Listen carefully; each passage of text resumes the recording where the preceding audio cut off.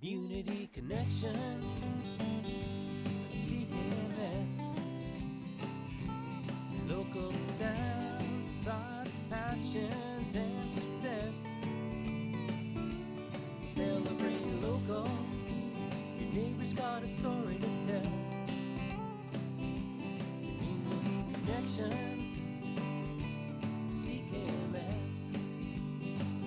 Maybe like mock interview or something. Mock interviews with danasonic. Yeah. Got danasonic in the studio. We're going to be talking to him extensively after we finish listening to Pico. How you doing, Dana? I'm good, thanks. How are you? All right, pretty good too. Right on. This is Pico, selection from last year.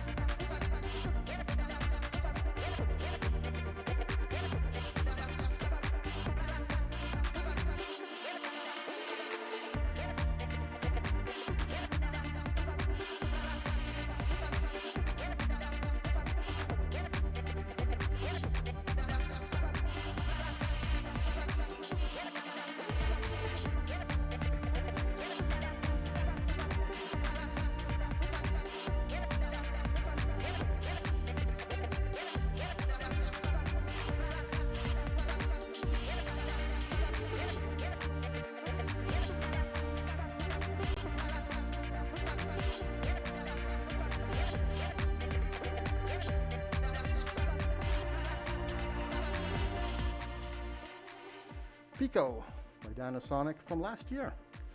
Part of a two-piece EP, right? Yes, I think there was another track with that one. Right. What does your heart tell you? This is what I've got recorded here. Yep, that's accurate. Yeah.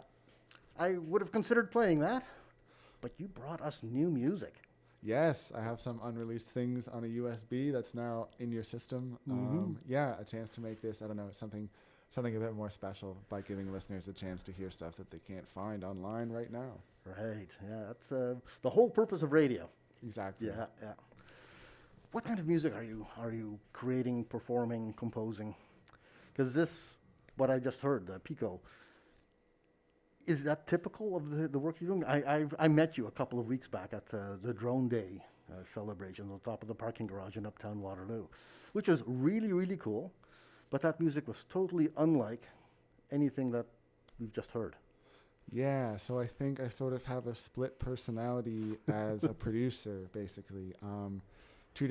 Two different types of music, like under a large umbrella of like ambient on one side, and then electronic music on the other, though there's definitely ambient electronic. I guess the other side is more like, I think of club-focused music, things that might slap on the dance floor, things like that. So just depending on what sort of mood I'm in or what opportunities are coming up in the future, I focus a bit more on ambient or a bit more on the electronic dance music side of things. Where is your headspace now? I think it's more so on the electronic dance music side of things. Still some tracks I'm finishing up and everything like that, and maybe a couple more that are sort of in the process being worked on. I haven't really done any ambient music production in a while. I just had this really cool opportunity, which you just mentioned, to do or to participate in a Drone Day celebration, which for people who are unfamiliar with that, a drone is also a form of ambient music, as well as those like unmanned flying objects. Yes. There's drone music. It's quite, as you can imagine, quite still. Quite ambient, quite relaxing, or it can be harsh too. But I participated in an event where different people showcased their own sort of ambient music, and I did my own live performance there. Right. Andrew Jacob Reinhardt, the MC for the evening, said, "No flying machines." Yes, I appreciate that was totally outlawed from that event, so there's no confusion. Yeah. Just focus on the music and not the sort of incessant buzzing noise that those things create. Yeah. Although I guess incessant buzzing noise is a form of drone. I think, it definitely is. It definitely is. And now it would have been amazing to see someone incorporate that into a drone set, and it would have been cheeky and fun. Andrew would have been upset. How did you get involved with Drone Day? What? Cool coincidences. Like to think of it. It started back in the early spring, and I was like going for a walk, kind of bike ride maybe. But I was going through a couple different parks, just loving how nice the weather was getting, and starting to think of ways I could maybe put on a show outside. Perform or put on a show outside for the community here. And through talking with different people, suddenly I found out someone was already planning, in this case Andrew Reinhardt, already planning an outdoor event for Drone Day. And so rather than planning something, I just reached out to them and was lucky. I think I got the last space on the bill, so I was able to sneak in and do a set there. Yeah. Worked out nicely because really had six performers. You were off at the beginning, I think. Yeah. Started.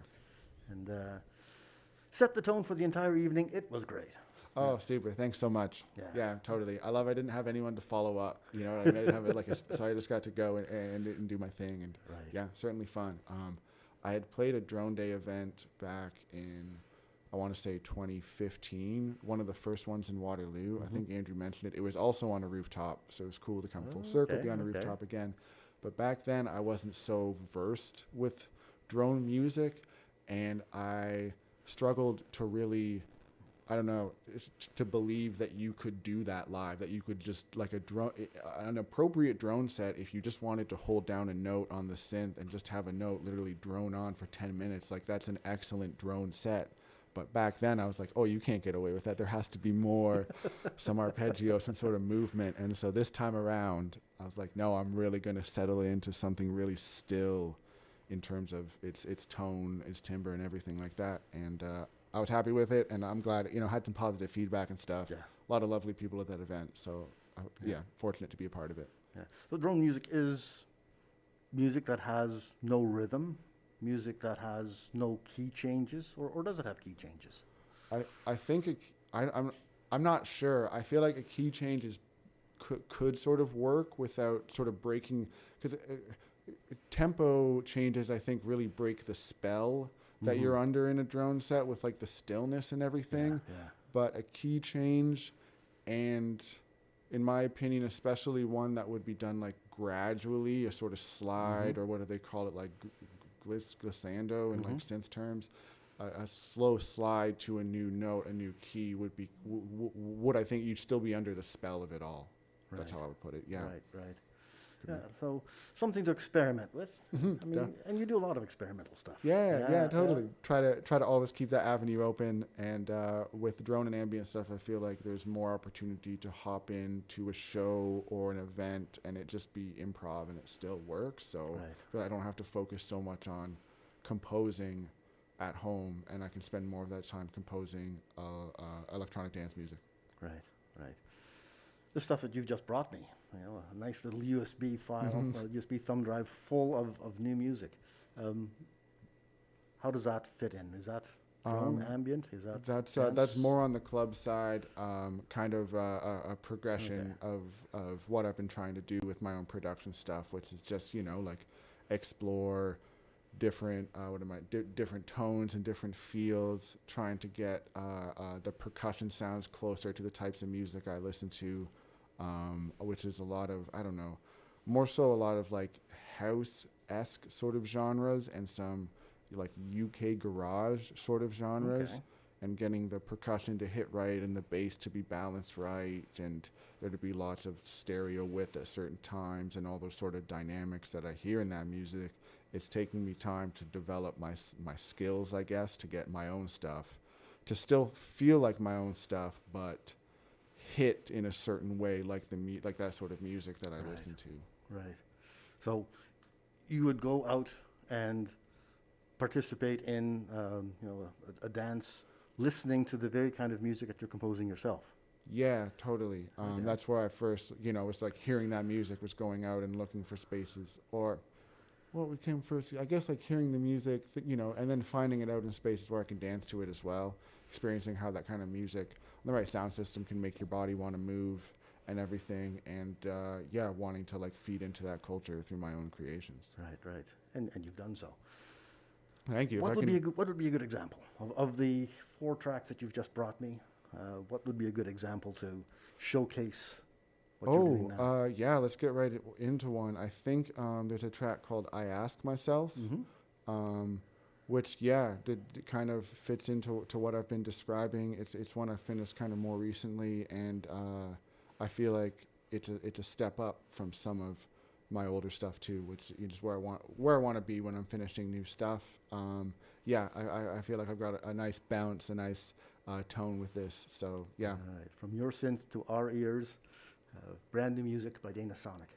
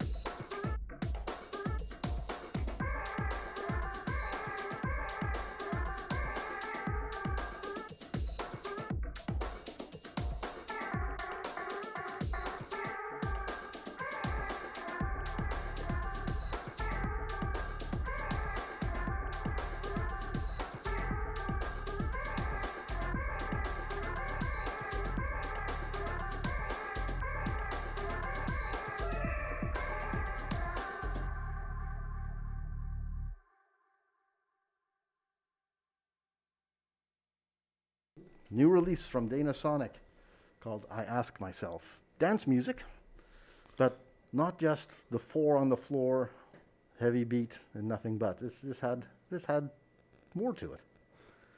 I'd like to think so. I hope so. That's what I'm aiming for. Yeah, it's got a bridge in there. Yeah, maybe yeah. a pre or post chorus or something that feels like a hook, I guess. Right. But then hopefully, yeah, if it came on in the club, you might also shake your booty to it as well. Talking about listening to music in the radio and some of the dance club music, which is just, four beats over and over, isn't really suitable for concentrated listening. But this kind of thing here is. This was good. That main voice, you said you got it from a sample pack. How does that work? When you're kind of hunting around on the internet, different websites will offer sample packs geared towards different genres and things like that. Sometimes free, sometimes not. I find a lot of them, are quite reasonably priced. And with that, you get a file that has all sorts of different sounds, like drum sounds, bass sounds, blah, blah, blah.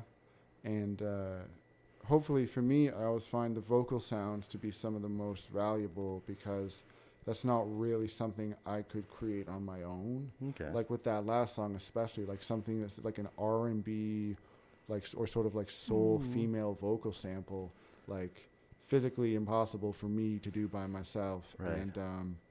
And the recording quality that you get in those samples too is something that could be hard to replicate yourself. Right. So I find when I'm looking to put vocals in a song right now, I tend to lean towards like sample hunting, looking through the sample packs I already have, though I would like to say sort of a goal is to eventually be in a place where, connected with the right people and whatnot, and I can bring people in and record a vocal sample too. That's another way to do it.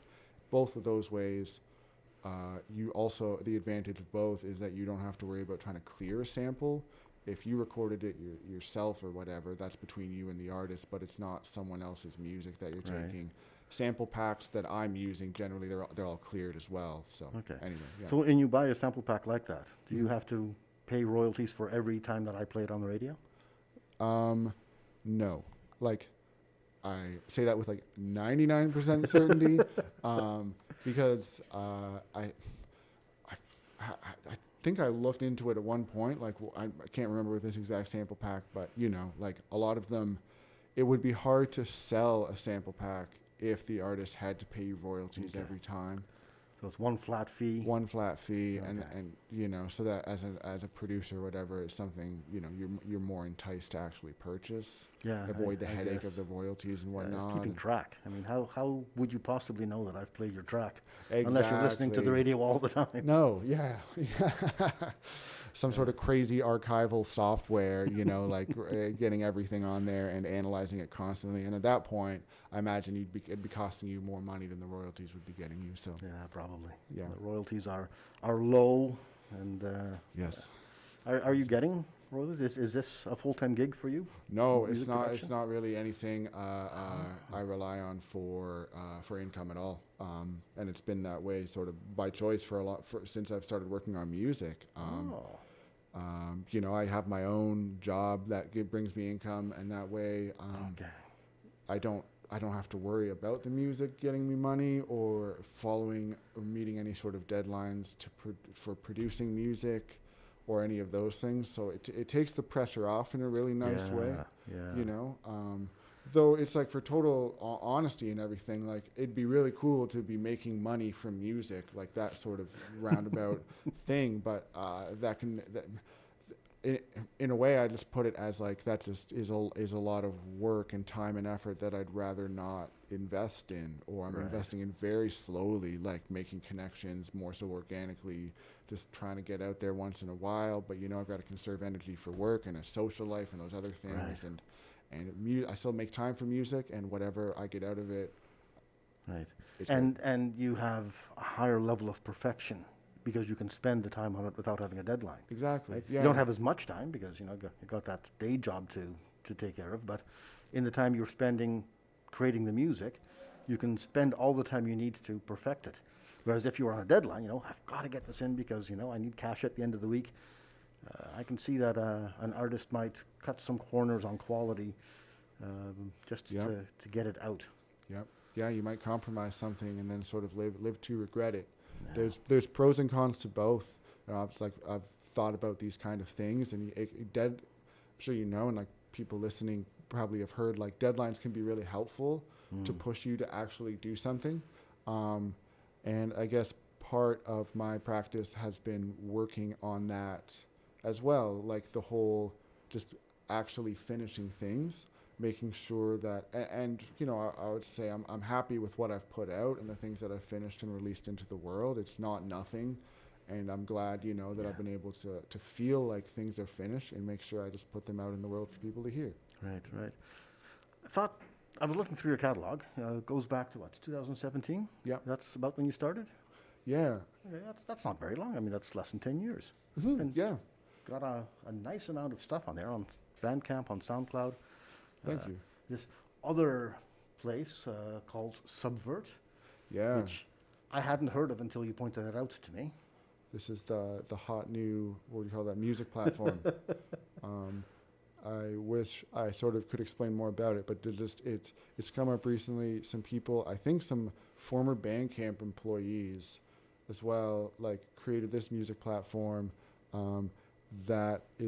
which their business model is more of like a cooperative business model, a co-op type thing.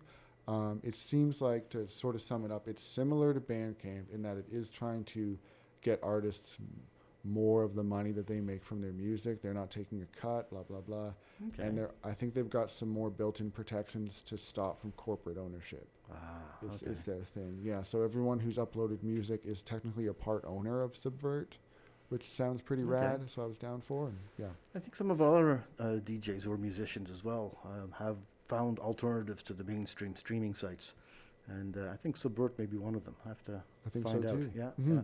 So that's subvert.fm/danasonic. Yep. I have one track on there and more to come. I just needed to get something up to sort of hold my place. Right. And it's music that isn't available on the mainstream platforms, Bandcamp, SoundCloud. No. So if you want it, you got to go to Subvert. Yeah, I'll try to get you to Subvert with that one. Yeah. Right. How's the reception been from Bandcamp, SoundCloud, Subvert? Have you been raking in the moolah from royalties there? Raking it in, getting my yacht soon. No, I mean, it's been pretty, like, small and pretty minimal and stuff. But I guess that's realistically, that's always kind of to be expected. I have some friends who support my music, which feels great, and I meet some people in the Kitchener, Waterloo, Cambridge area, you know, randomly here and there, who will take an interest in it and, like, follow me and maybe download something. And I think a few times someone from some random place in the world has made it to my page for whatever reason, which is I think a really, you know, beautiful thing about the internet. Can bring those people from all over together and stuff, and I'll get a random download from some place. The most sort of recent exciting thing was that first track you played, Pico, through a SoundCloud, like, promotional tool. They shared it to different profiles based on other people's, their tastes and things like that, and suddenly I had like 1,000 plays in Vietnam. Huh. Cool. I'll take it. Yeah. People in Vietnam dance too. Exactly. Yeah, yeah. They'll do a show there sometime. I first heard about your music through an artist named Pawn, Yeah. who I think is in Chichia now. Chichia or Berlin, I think. Or maybe. Berlin. Yeah. Okay, could be Berlin. And then he said, check out Danasonic, who's right local to where you are, and found Yeah. your stuff. And I had forgotten that's how I came across your music, because I had this false memory that I'd met you someplace before. Oh, interesting. But it was planted from that mention. Yeah. So you've been collaborating with Pawn. Yeah, we've done a couple of DJ gigs together, and we also made a mix together, which I thought was a really cool idea. Pawn has done these ambient mixes where they collaborate, I think always with another artist, and they kind of each take up half of the hour-long time slot allotted to them. And so, yeah, I had a chance to do an winter ambient mix. Yes. Where it was really open. I sort of looked at it as creating like a sound collage or something, and you've got the blank canvas, and it's a half hour of time, and you can just weave a bunch of sounds together that create an ambient mix. Imagine, DJs generally are mixing dance music and things like that, but when you take the beat away, you just open up things to transition in different ways. It's not so BPM and tempo based. And I, had a lot of fun with that. To try to sum it up quick, some of my own tracks were in there. A couple of my friends, they make their own music. I put some of their tracks in there, and underneath it would put different animal sounds from like Arctic animals and things like that. The Weddell seal makes some amazing sounds. Walrus makes some amazing sounds. So would sort of mix those sounds in underneath during the music and in between, and some different spoken word elements in there too. Just creating something seemingly random, but it has, like a theme throughout, sort of winter, sort of ambient, coldness and things like that. And collaboration I really enjoy doing. And Sadly, the tracks are not particularly daytime radio friendly, being an hour long each. no, unfortunately not. Basically, it's a radio show of its own. Yeah, exactly. So we do have an electronic show overnight, Wednesday mornings at 1 a.m. and then 3 a.m. it switches into electro experimental. So I think what I'll do is I'll schedule some of those hour-long tracks for the overnight time slots on Wednesday. That'd be great. So you have to be up at 3 in the morning, 1 in the morning to 3 in the morning to listen to them, but worthwhile listening to, because it's good, soothing, calming music, especially the winter. Really is. Yeah, totally. For anyone listening, check out Pawn on SoundCloud. I think all their mixes are up there. P-A-U-N, Pawn. Yeah, P-A-U-N. Yep. Got some more music from you. Got 4 tracks all together, and I'd like to get through them all today if we can. All right, let's do it. What have you got? Let me think for a sec. Let's try Conjuration. That one I feel like is one of my more ambitious compositions. I hope there's not too much going on. We'll find out. Find out. Yeah.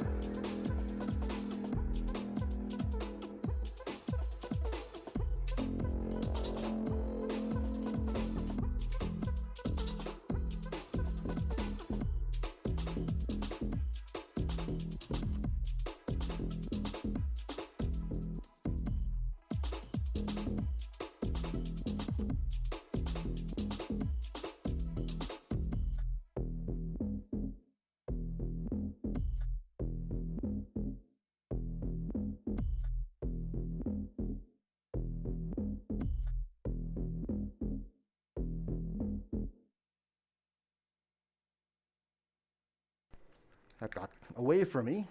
Conjuration by Danasonic, brand new unreleased music. Bit heavy on the bass. I like that. Yeah, Yeah. that was the intention there. I just for all the plug-in software nerds, this company called Beat Surfing makes a really cool plugin called Random, and you start messing around with that, and you can get some pretty wild sounds pretty quick. I feel like the first time I was getting into or making a song that was focusing more on these like heavy bass tones, having some sort of instrument that could create those wild warping bass sounds. The growl. Yeah, with a bit of a growl. Yeah. Yeah, very nice. Is that something that you aim for, to get a sonic theme in the works that you're creating? Yeah, I think so. It's usually that's how a song starts is with a sound that comes from somewhere, but that is something compelling about it, and feels like there's potential in it to make a song. And how or when that comes about is sort of unpredictable, but that's the magic of it that I really love. Yeah. And then the theme sort of develops from that. Okay. Still a good beat in this, but I think less danceable than the previous track. Yeah, I think so. This would come maybe in a later hour when the crowd is a bit more warmed up. I think you could potentially work it in there. Okay. Yeah. How do you do that? You've done dance gigs, obviously. You've DJ'd.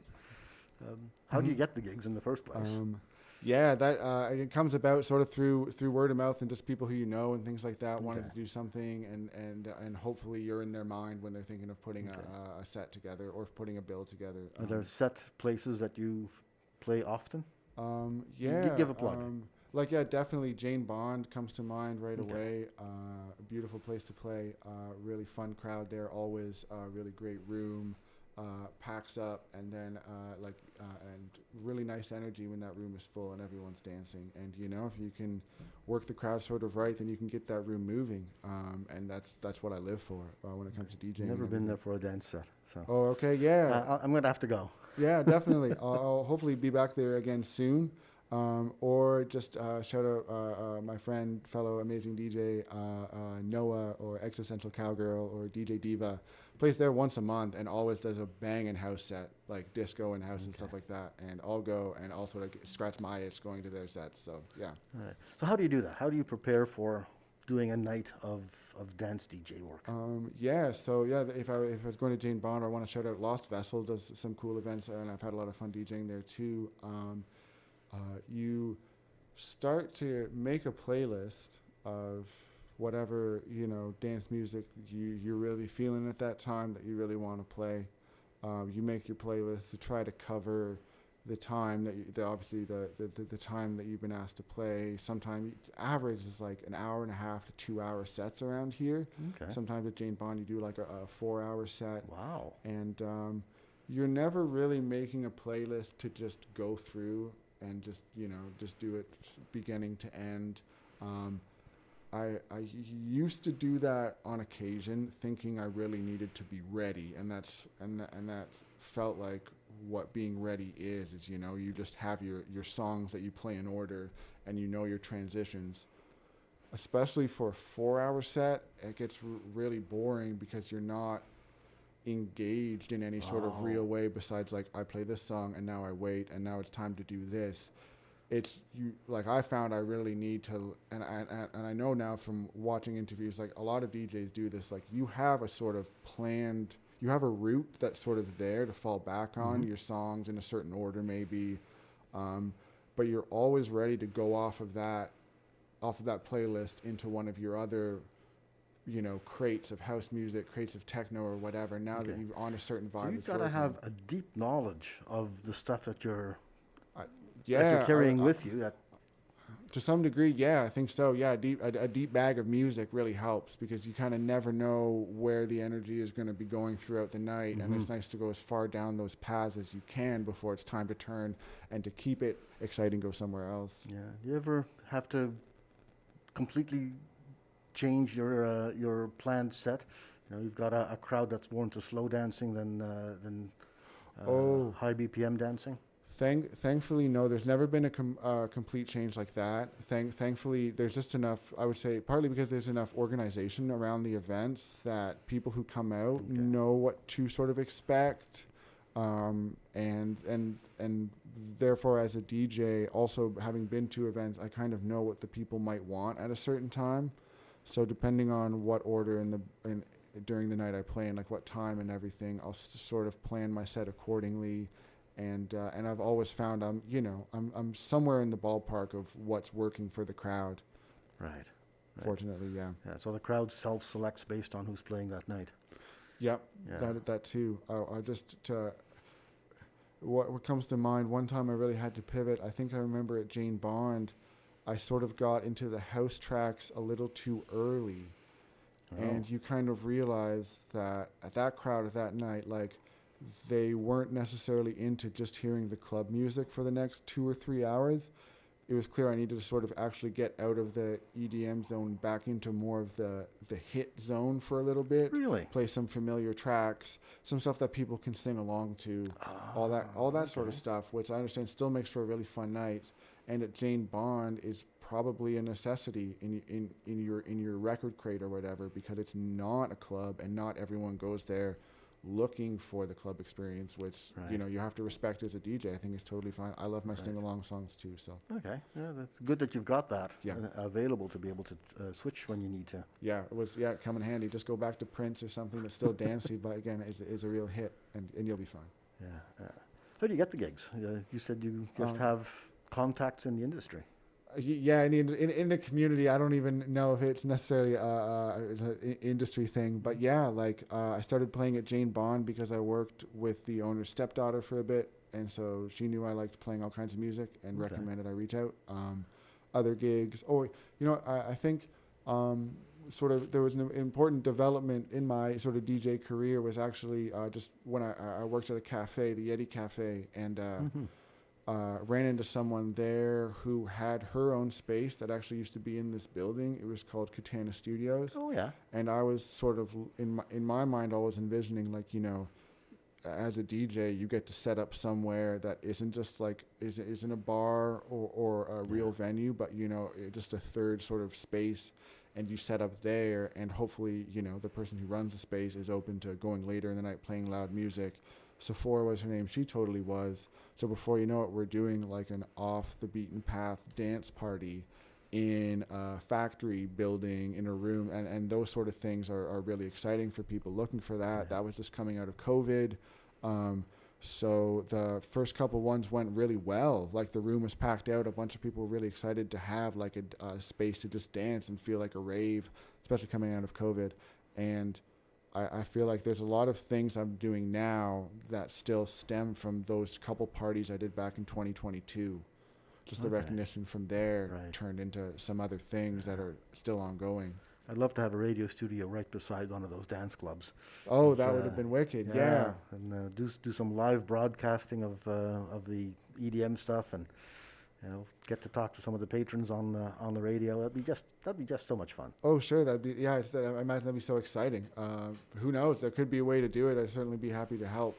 At the time, actually, I think there was someone who had me on the radio here, Natty Physicist. Oh, yeah. Yeah, because on one of the posters, he saw that there was going to be some footwork music played, and he was curious about that because you don't see footwork on posters around here at all. That I know, is much more popular maybe in Chicago or other places, but...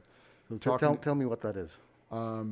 It's a form of dance music. The BPM is really fast, but and the percussion is somewhat repetitive, but has more. It's like 160 BPM, but that's up there. Yeah.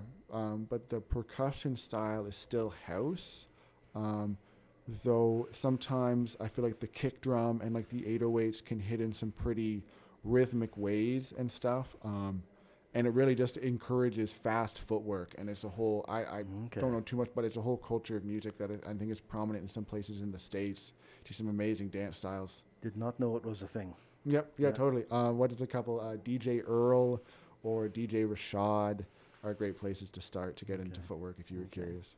DJ Natty Physicist, one of our DJs, is on alternate Thursdays at 8 o'clock. Not this week, but he'll be back with Pressure Drop for next week. Great show. Yeah. And we were potentially trying to work something out where we would broadcast on his show, but again, that's like easier said than done, all that kind of stuff, but there's still hope. There's still hope, yeah. More music from your Hidden Gems thumb drive. More from the Hidden Gems. Sweet. Let's do, what is the one? I think on there, it's just called Body Up. Body Up. Yeah. This one feels nice. This would come on, I feel like, later in night, like 1 o'clock, and you really just want to turn the tempo up and get people losing their mind. We don't do this in the middle of the afternoon on a Monday, so. New music by Danasonic.